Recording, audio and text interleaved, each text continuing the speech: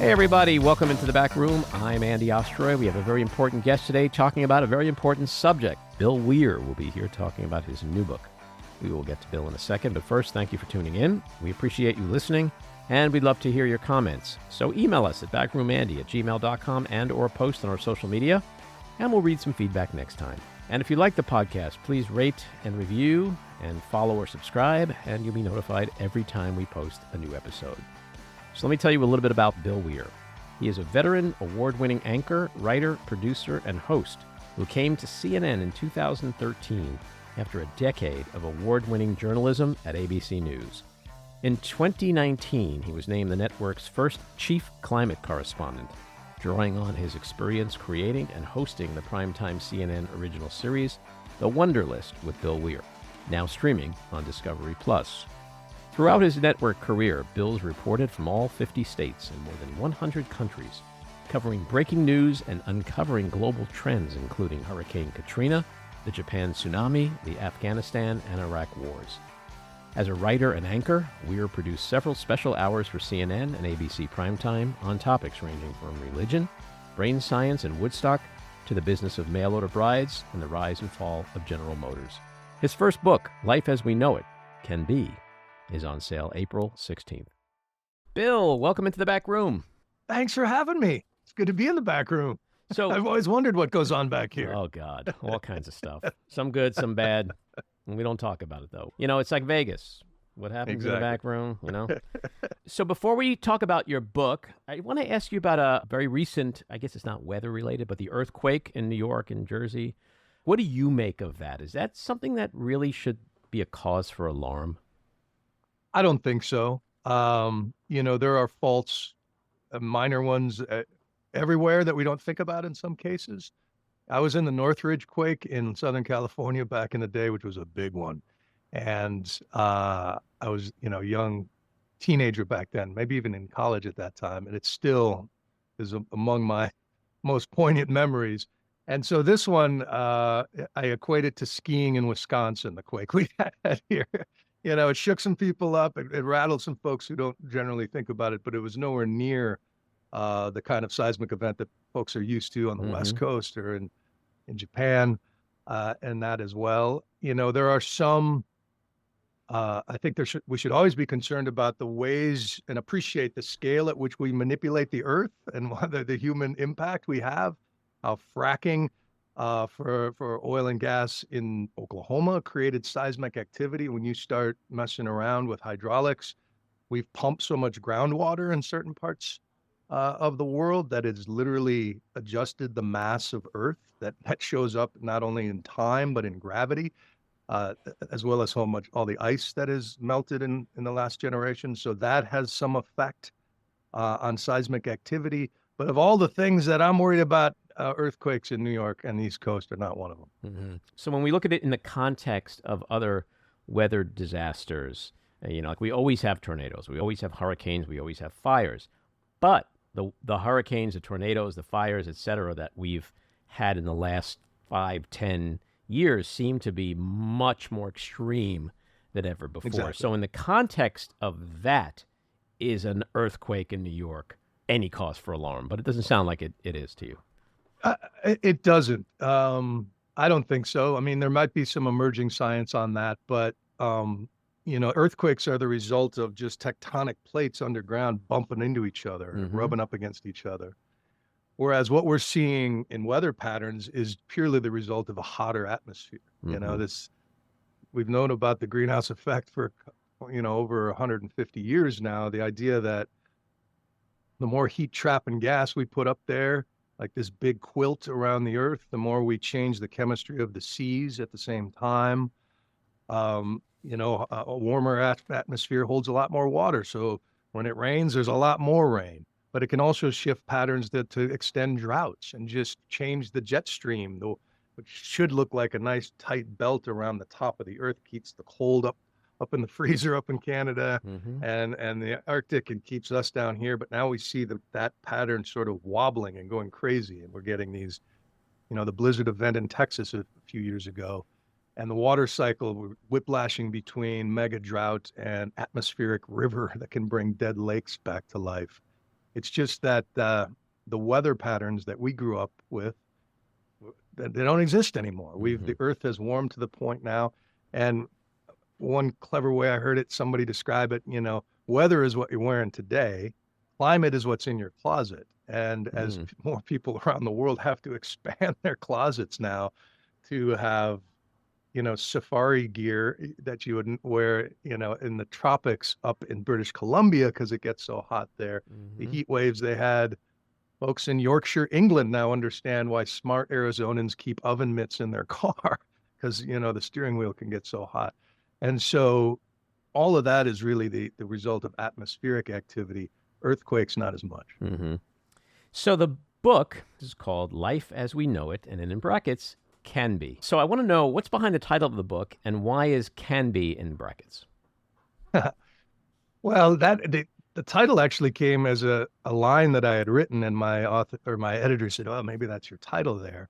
I was basically making the case that, for most of my life, I was a generalist as an anchor and a reporter. I have an omnivorous appetite. I like politics and entertainment. I don't want to eat the same thing every day.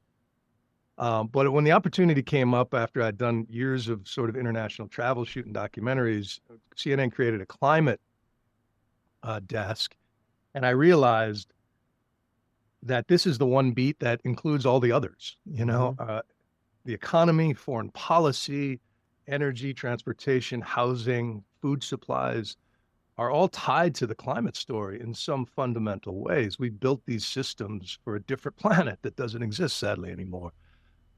And when you realize that we're seeing in real time sort of our landscapes degrade under the result of this human strain, and if you follow the advice of all the scientists who are calling for a lot more wind turbines, a lot more solar farms, a lot more infrastructure of the green variety that will change the way the physical world looks, life as we know it is ending. Doesn't mean life is ending. It's just how we know it, what I grew up in, the systems I grew up in. Democracy as we know it is changing, as we're seeing in election years and roiling around the world. But life as we know it may be over, but life as we know it can be is something we don't talk about enough on the positive sense in this space. Dr. Martin Luther King did not say, "I have a nightmare." He said, "I have a dream." Right. And the promise of a cleaner, more resilient, sustainable, connected community is entirely possible right now. The technology already exists. It's just a matter of telling ourselves that story, and that this is, how we should think about how to build our homes, given the new information we're working with, how to grow our food, how to connect communities and pull together, how to build for the pain that's already built in just due to the laws of physics.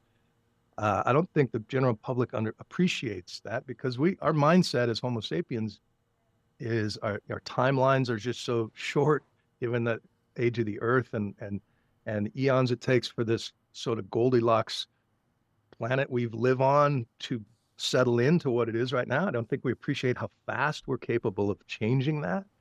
And I think we all have the idea that, wow, that was a horrible hurricane. Well, I'm glad I got that one over with in my life, that was just a really bad string of luck there, when in fact, the odds are that this is now, what was once in a lifetime occurrences will be much more regular. What was extreme before is now average, and the extremes will be more extreme.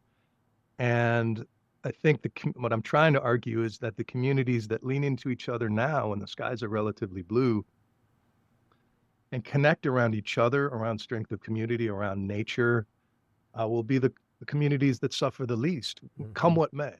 And by sort of making these changes, adapting these changes that are already available, worst case scenario, you end up with a healthier, happier, and maybe a little richer in the end community. Well, it makes total sense. I just wonder, when you think about how Americans and people around the world are so used to instant gratification these days, when corporate America is so concerned with the next, quarterly earnings statement, does the subject of the environment and the threats from it, do you think it seems to people to be so far out into the future? Like, oh yeah, Earth may burn up one day, but it's not going to happen in my lifetime. Like, do Absolutely. they not feel it, and therefore there isn't a sense of immediacy or urgency on their part? So they feel like we can all keep going about our business, doing what we're doing, have the carbon footprints that we have, without modifying and doing the things that you're talking about, because it doesn't impact me right now. Yeah. No, I give talks all the time, and people will come up, and you can tell they're really engaged, and then they all invariably ask, "Okay, when?" I'm about to buy this condo in Miami. When are you talking? When is this? How much time do I have to live life? As it That's so is. transactional and bizarre, It is. honestly. It is. But it is. I think it's part of the story that we have bought into. Sure. I on a big aperture, I try to make the case that what does give me hope is that we are ultimately made of stories.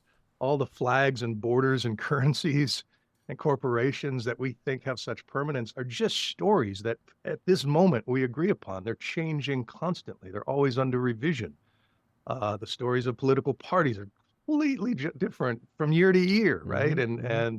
And so the story that has been told about caring for the earth or being an eco-conscious citizen is that you have to live in a yurt, and eat tree bark Right. and walk to work, and it's about sacrifice. But what has happened, while few people, were noticing any changes in their lives, we went from a species that for all of our existence burned our fuels because that was what was cheap and abundant. We burned trees and peat and dung and whales and kerosene and everything that'll burn. We've tried it, right? But now the two cheapest forms of energy in human history are solar plus battery storage or onshore wind. It's why Texas is the greenest state in the United States Mm. with way more wind. Three of the five greenest states are all Republican led places because the economics now trump the ideology and the politics around clean energy and just being eco-conscious. And now it's not a matter of sacrifice.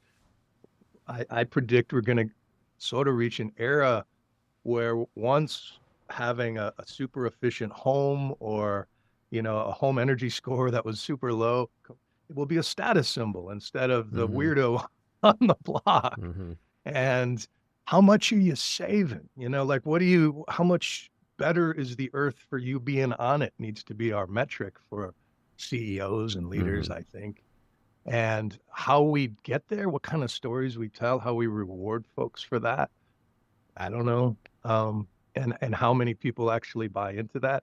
I depending on what I'm focused in, Andy, on any given day, this can be a very dark beat because it's way more about human nature than nature Sure. these days. Hmm. But then I run into people who are just so inspiring. And I just had a call with this Canadian executive who has this roundtable of sort of C-suite guys who've made, a decent inheritance for their grandkids, but know they can't spend it on a dead planet. And so now they're trying to be wholesome disruptors in plastics and packaging and systems level, change. And I like to think there's a lot more folks like that out there that we don't know about. Hmm. But the way that humanity works, we're so stuck in our ways. And what the challenge here is to decarbonize, an entire world economy without hurting as many people as possible in the process. It's the biggest challenge we'll ever undertake. And it touches every aspect of our lives. So it'll be tragic, it'll be comic, it'll be everything, right? As it plays itself out. Hmm. There's a really unique inspiration for the book, which is a series of letters you began writing to your son, River, who was born during the pandemic. How and why was such a deeply personal and emotional writing journey like this so significant in conceptualizing the book? Well, it began when, as you say, it was sort of the height of the pandemic, April of 2020, and we were surprised to be new parents. My partner very much wanted to be a mother, but had one good ovary and was 42 years old and thought we'd missed our window. And so, lo and behold, the fate brings us this little boy.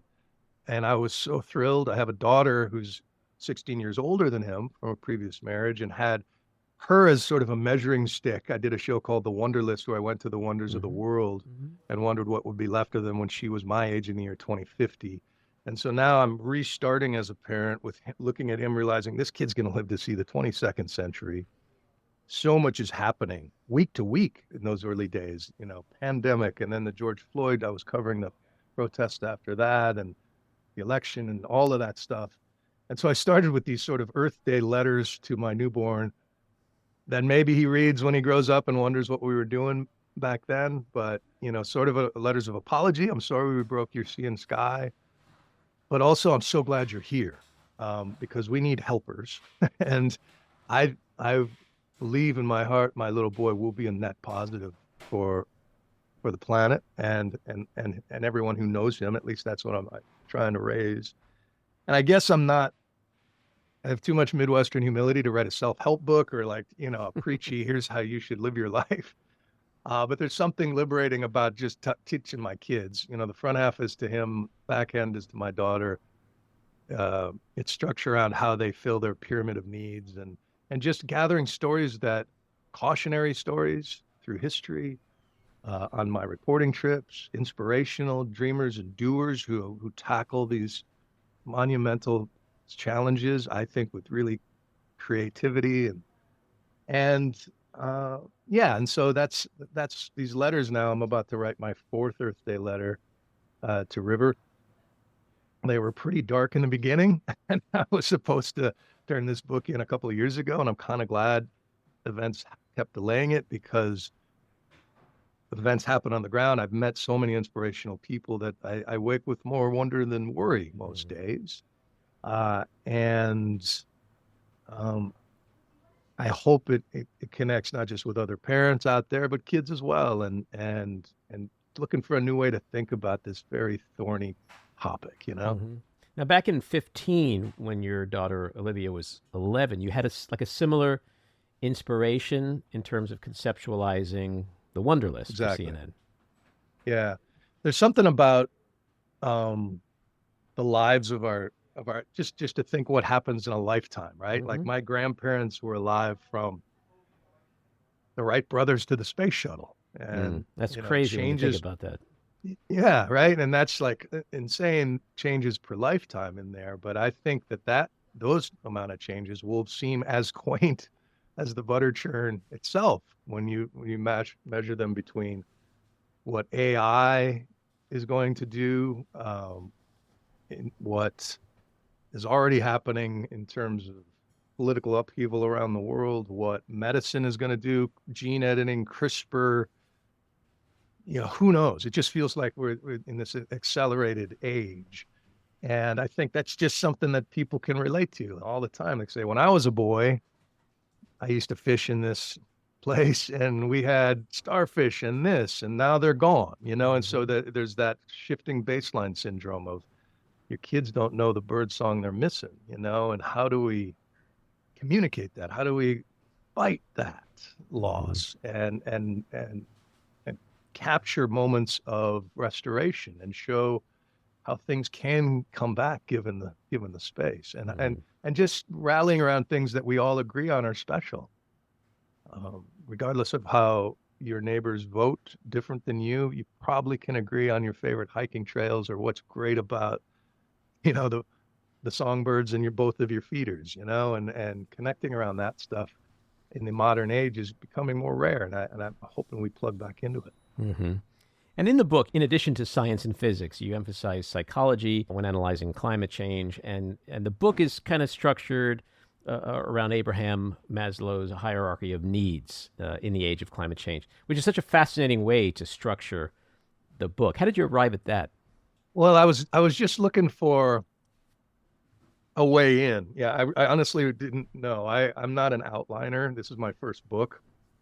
I'm used to writing for the screen, so writing for the eye and the ear as opposed to the page. And I found it incredibly difficult.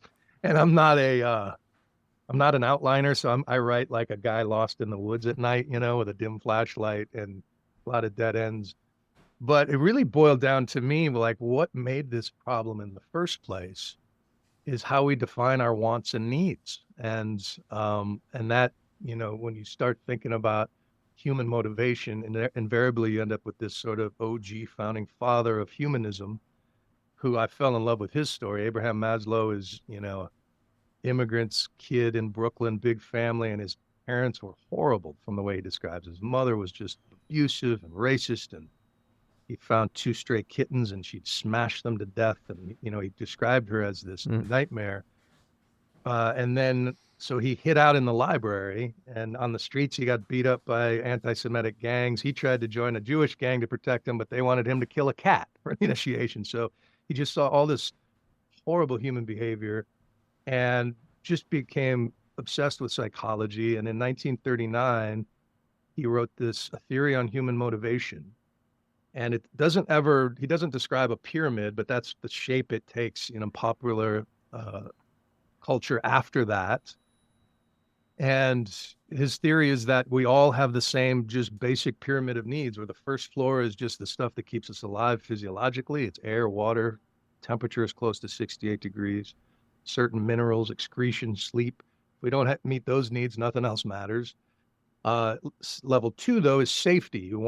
You need shelter and rule of law and an economy, and information is a safety need. It's all the stuff that's threatened when I go cover a hurricane, and that suddenly people can't take those safety needs for granted anymore. Or maybe their physiological needs for food and water too. So the bottom of that pyramid of needs is just, if you don't have that stuff, it's all you think about, right?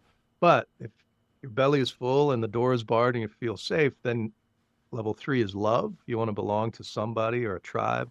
Level 4 is esteem needs. You want to feel respected within the tribe. And then the tip of his pyramid at the time, he called self-actualization. Like, whatever you're meant to be, you should be. And when I was a kid, that meant playing center field for the New York Yankees, despite my complete lack of talent, And then my top of my pyramid of needs was, I wanted to be David Letterman, have a late night show, or I wanted to be Peter Jennings and be a network anchor. But your pyramid, you're constantly, as you grow up, is changing.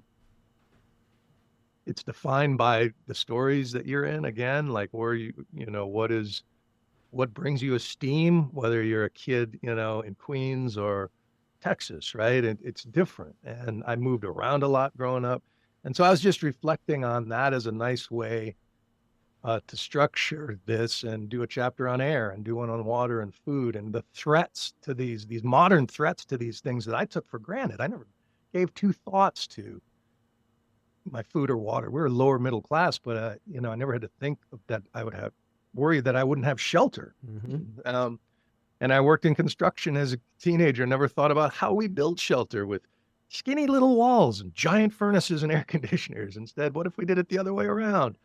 And so now, with the hindsight of, all my travels and my grizzled years and looking at these kids, it just felt like a way to re-examine those needs, because Maslow specifically writes it. He says in his paper, this is written at a time of peaceful abundance, and emergency conditions by definition are pretty rare in the US. Well, not so rare anymore, and after I covered disaster after disaster, and I see how different communities handle them and recover, there is lessons to be learned from this stuff. And it is time to sort of reevaluate our pyramids, see how strong they are, how storm-proof they are, how full. And ultimately, I'm arguing that if we connect with our neighbors around these basic things at the bottom of the pyramid, at the way indigenous cultures who've done with such health around the world, that then will fill our love and esteem needs in ways that we're trying to do now with consumption or social media or yoga retreats. We have so much ease and comfort in our daily lives. Sort of human contact is optional now, right? And so many of these problems, we got to be solved out in the world, in real life, looking at each other's eyes under the sunshine. And I'm really trying to push my kids towards that. So you're essentially advocating flipping the pyramid, putting old priorities ahead of some other priorities, and making things more important than perhaps the way they were before. Or to make it, towards the end of his life, I got a bunch of his journals, and he went Abraham Maslow went for a jog at age 60 and dropped dead of a heart attack.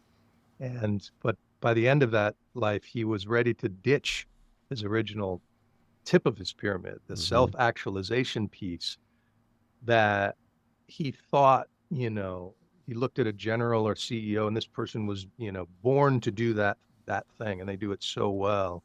He realized the more of those people he met that he admired, for them, it wasn't about self at all. It was about transcendence of self. It was about adherence to certain values like truth or beauty or fairness that motivated, a general or somebody who we would esteem as self-actualized. And so to realize that if I did reach my pyramid, and I actually did sort of reach the pinnacle of my perceived pyramid of needs, uh, and became a network anchor and got to do all these amazing things, but didn't fill me up. It wasn't it wasn't the key to happiness nearly as much as connecting with a community and the sacrifice that I gave up of connecting it with real depth of the community around me.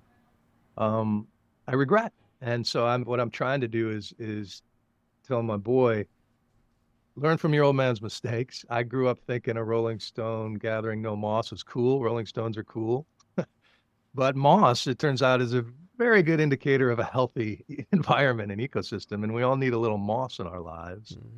And earnest connection and a congregation of some sort, whether that's a faith or whether that's nature or music or something. And so taking myself out of the tip of the pyramid and putting it back down at the bottom to see if the pyramids are those around us and to be in service, maybe that's where the true happiness comes from. So when you look at the hottest top 10 temperatures ever, it seems like it's the last 10 years, right? So how is a hotter Earth changing the way we're living right now? Well, it's changing it in ways that you can see with the water whiplash and the way the atmosphere is acting in crazy, squirrely ways.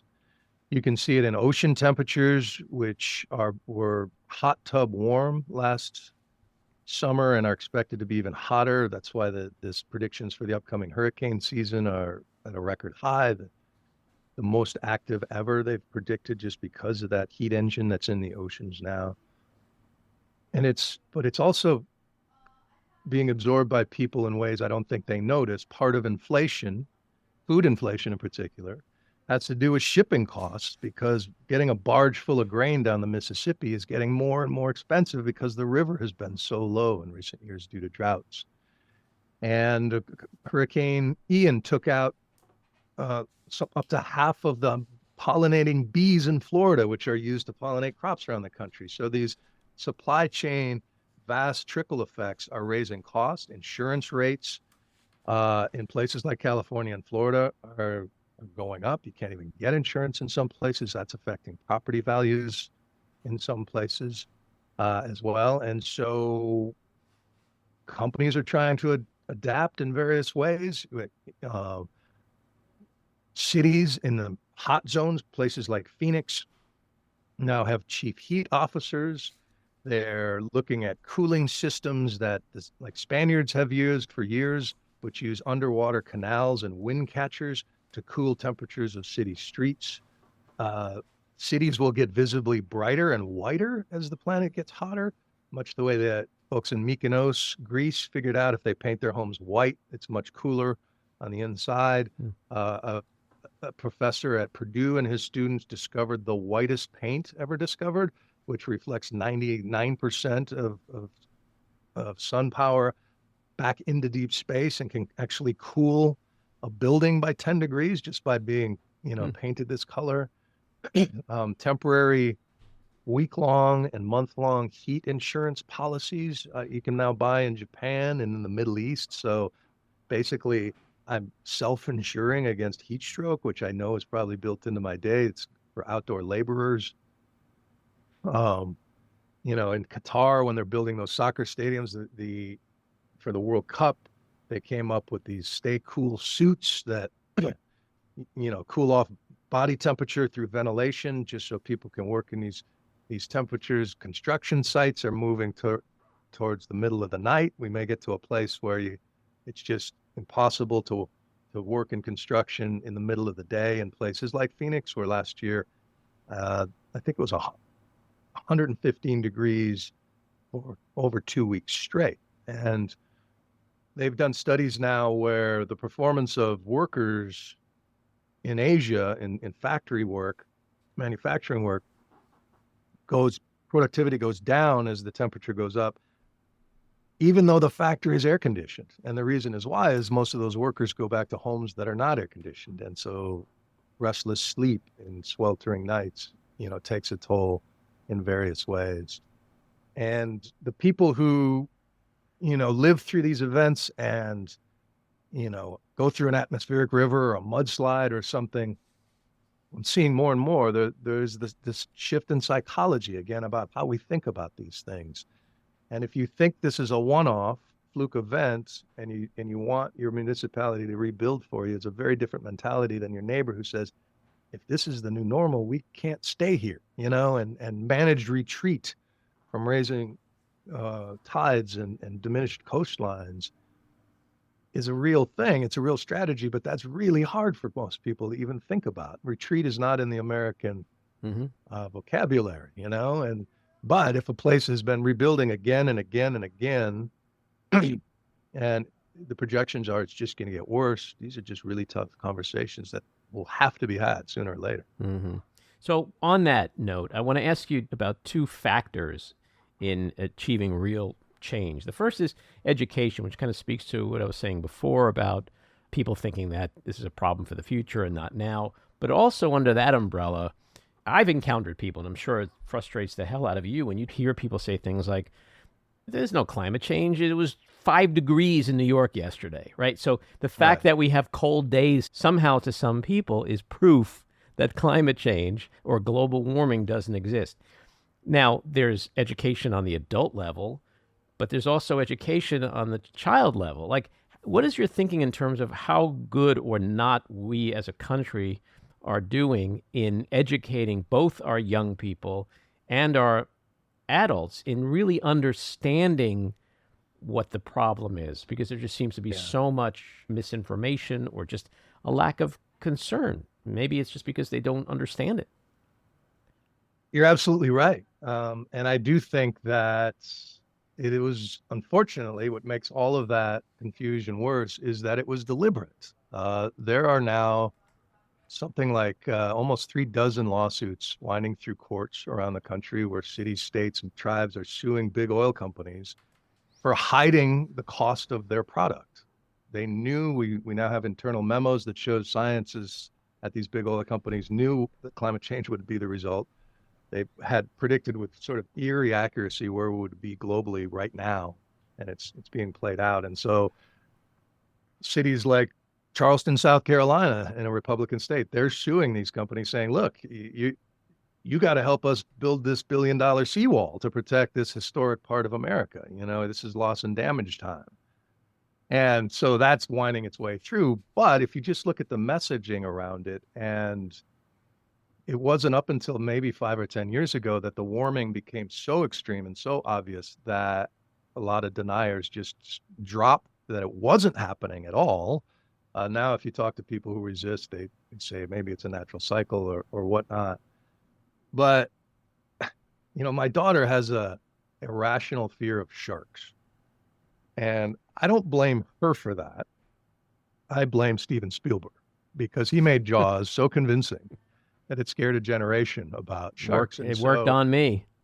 It works, right? And so, the Steven Spielbergs of climate denial, I have much more anger towards them. And those folks, those communicators, currently, news personalities, pundits, online, YouTubers, whatever, who know better, using, doubt around this issue for more clicks or bucks or power, whatever. That's really rankles me. And I try to hold a lot more grace and empathy for the believers of those stories, especially those who live in petrostates. So I grew up bouncing all over the Bible Belt because my mom was a very zealous evangelical who was believing her dreams were telling us to move. And so I went to 17 state schools in 6 states, and I have really good friends in places where they think I'm nuts. I've lost my mind because I'm this climate guy on CNN.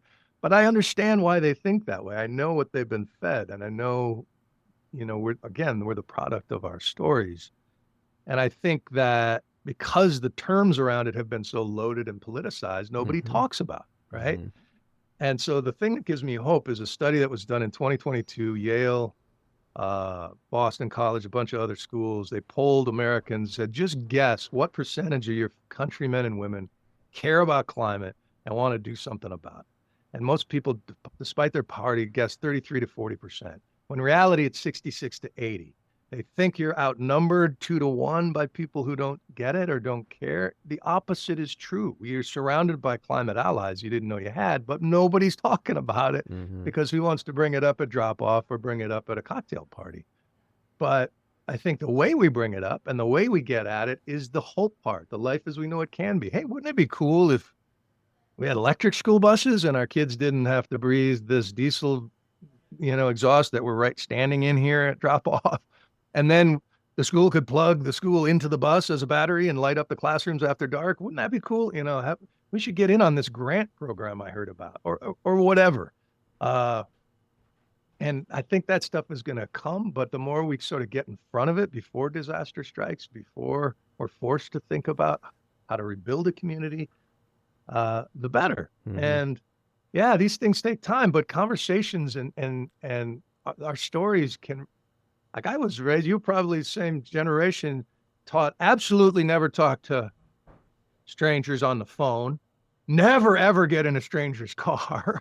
Well, I came to work today when I had a stranger come and pick me up in his car after I pushed a button on my phone. We things feel like they're never changing until they do, and sometimes that can happen super fast. Yeah. But in terms of educating, talking to our neighbors, the adults in the room around that. And I really just think we got to plug our kids into nature-based, science-based, get outside as much as that as we can, make them fall in love with what's left of this place. And before I bring up my second point, I want to follow up with something you mentioned. Why do you think this subject is so politicized? We all drink the same water. We all breathe the same air. This is something we should all agree on, right? Like there is no Republican environment or Democrat environment. But yet, to your point, that's the world we're living in right now. Yeah, no, look, Teddy Roosevelt was a Republican, created the national parks, the greatest. There was a time when conservative and conservation were just a couple letters apart in language and very much the same in spirit. But that was completely co-opted by the oil industry, and it's all about money. In the end, the decision makers from the 75 biggest petrochemical companies, oil, gas, coal companies around the world, studies have been done, are responsible for 80% of the damage in total that were caused by their products. And you can fit those decision makers in a couple of Greyhound buses. It's a very tiny minority of people spreading the message that we absolutely need these fuels to survive. And it was true for a long time. And that's the tough part, is that oil and gas built the modern world. It expanded human lifespans, but now it's gotten to the point where the byproduct of it, this monster made of carbon in the sky, is out of control, and we have to chop it up and bury it back underground. If you're a member of the Petroleum Club in Houston, you're not talking about the story at the same level that the scientists, the earth scientists who understand the ramifications. And nobody's challenging them on that. Activists picket pipelines, but nobody's picketing a gas station. The fuels that are driving this are so ingrained in our lives. It's the plastics, it's, all of the industry, the materials we don't fully appreciate that we have insatiable appetites for. And those are just entrenched big money interests who have no interest in changing their country club membership. But I do think that sea change may be happening as well. And the more confusion there is around it, and then at the end of the day, if the message is you're part of the problem, when the average person is just trying to feed their kids and get to work and be a good member of society, that somehow what you drive or how you travel or what you eat, you're the problem. And that's a tough one, and especially in the United States, to get people defensive and And then it's easy to manipulate those people and say, see, the other side wants you to eat bugs and ride a horse and, live in the dark and shiver, when that's furthest thing from the truth. Now the technology is so off the charts good, and the cleaner and more sustainable ways are becoming, once they hit price parity, there was a certain moment when we weren't going back to the horse, like there was enough buy-in from the public about this new thing, and that's happening when it comes to electrification. And there's so many sectors that you just don't even think about. Industrial heat, energy storage in ways that you don't think about, that I get privy to, that just gets me fired up, because the same big brains that made this problem can fix it if we all are rowing in the right direction. And at least and while that may be dreamy to think about 8 billion people doing that, and enemies and allies alike in our current times, the phrase I was taught back in the day was think globally, act locally, and when things get really dire globally, it can be tempting to just crawl into the fetal position with a whiskey bottle.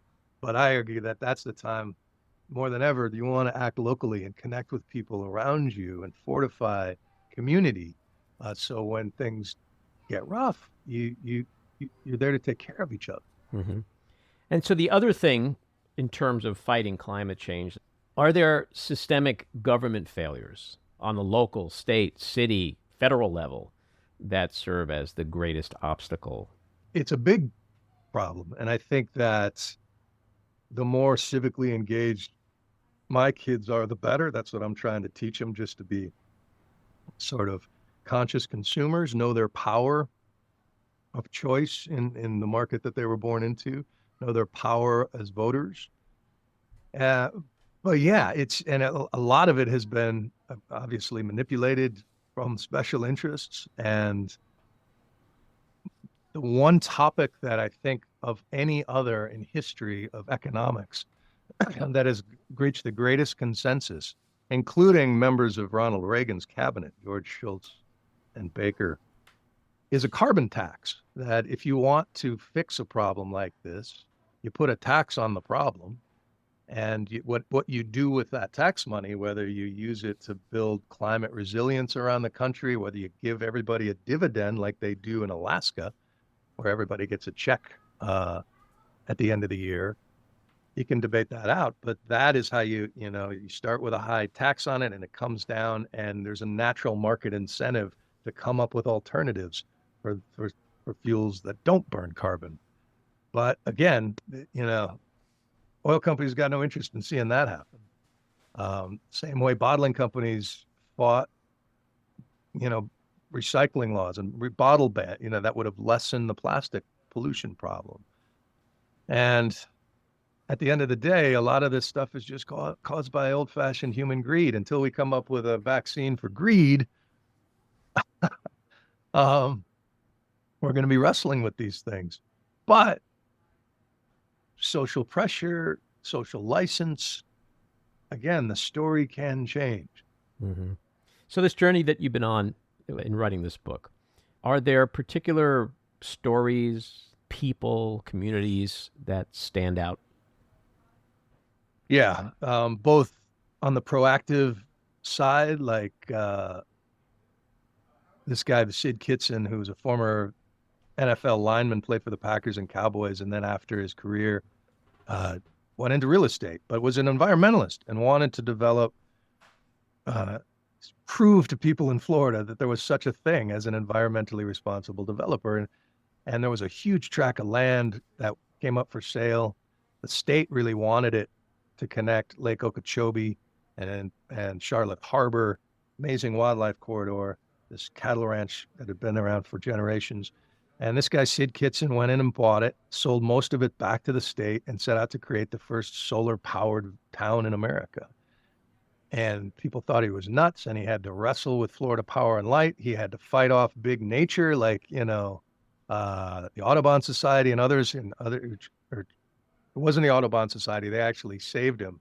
But it was another big nature NGO tried to shut him down. Anyway, while I was riding out Hurricane Ian in the blackout darkness and all the communities around me were being flooded, Sid Kitson's Babcock Ranch was 15 miles away, and they never lost power in the storm and Hmm. never flooded.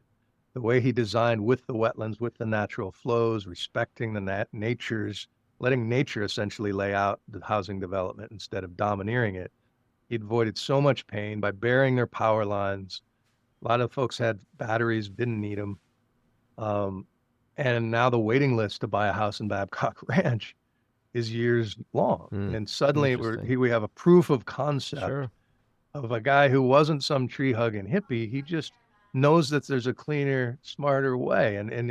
When you have your own indigenous energy wherever you live, whether that's geothermal somewhere or in Hawaii, or it's wind on the plains or somewhere, and you mix that in with storage, boy, that's the ultimate energy security. You're not beholden to imports, and you can keep your lights on in a hurricane. That's pretty great. Hmm. I went from that as a really inspirational story, then went and covered the Maui wildfires, Hmm. and just devastating the damage that particular storm of events brought on those people. But in all the charred remains of the town, I found this one neighborhood that miraculously had survived, and met a guy who was leading sort of a do-it-yourself first responder relief center with no help from any government agencies, had all this food, all this water, had the neighborhood organized. This woman was delivering medicine to those who needed it. This person was checking on the elderly, and there was this self-sustaining community surrounded by disaster. And I looked at this guy, Archie Kalepa, who was a legendary lifeguard waterman in Hawaii, and he exhibited all the qualities that ultimately Abraham Maslow said that people had at the tip of their pyramid.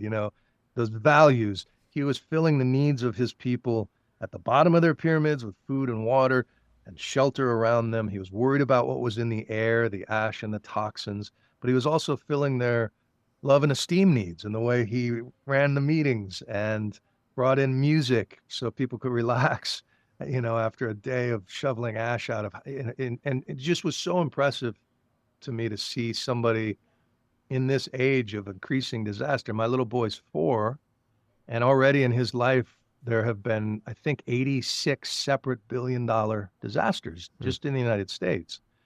And just imagine the toll on these events have in places without our infrastructure or our communication connection. And so, it's all of these now are, I've added them up and been gathering these lessons on for the future, for those, how to build a place that is going to be the strongest possible when things get rough, and then if things do get rough, how to take care of each other. Hmm. What do you hope the readers take from this book? What's the biggest thing that you want them to walk away with? I just maybe just look around with a little bit different perspective to think about, as um, Yvon Chouinard, the founder and CEO of the Patagonia line, just a avid environmentalist who became an iconoclast in business when he would ask his customers, "Look, I know you want to buy one of my puffy vests, but are you buying it because you're cold or because you're bored or because you think you'll look cool?" And how we fill our pyramid of needs, um, why we make purchases, why we make decisions, why we vote the way we do, what part of the pyramid of needs am I trying to fill there? And is there maybe a smarter way to do it? Hmm. Is there a way that has a net positive, for the planet at the end of the day? And to understand that a lot of times the stories we're told aren't accurate in history. We canonize the wrong people, and we ignore some of the right people that should be celebrated. And just to sort of always be in search of that truth, and looking for that true story, and to understand that we have a lot more in common.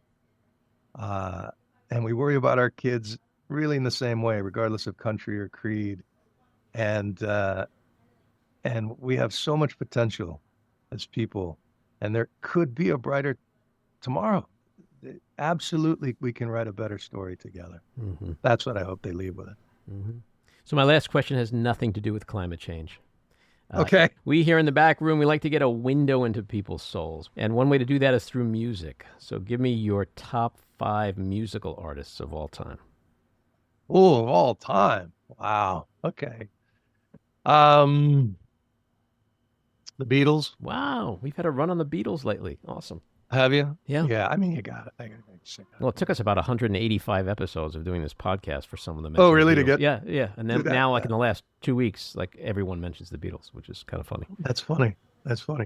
I'm a big fan of Johnny Cash. Mm-hmm. I'm a big fan of Billie Holiday. I'm a big fan of the Beastie Boys. Mm-hmm. And I'll throw in a recent one. I don't know if he gets top 5 lately, but I love songwriters like Noah Kahan, and so I'm really into his stuff. And in fact, the gift I'm buying myself, I'm a self-taught guitar player, being inspired by a band out of Texas called Old 97s. When I saw them on Austin City Limits, I went and bought my first guitar. And now, after binging on Noah Kahan, I'm going to go get a banjo. So. Wow. Okay. That's a challenge. Exactly. Well, pluck away. Yeah. Bill, the book is Life as We Know It Can Be. It's out April 16th. Good luck with that. I really enjoyed talking with you and hope you'll come back and continue the conversation sometime. It was great to talk to you, Andy. Thanks for having me, man. All righty. Take care. This episode of The Back Room was edited and produced by me, Andy Ostroy. It was co-edited and co-produced by Maddie Rosenberg and co-produced by Jen Hammoud. Our theme song was composed by Andrew Hollander, and our logo was designed by Cricket Langell. And special thanks to Patricia Wind. Please take a moment to rate and review the podcast, and also follow or subscribe. Until next time, keep your eyes on Washington, Hollywood, and your own backyards, and have a great week.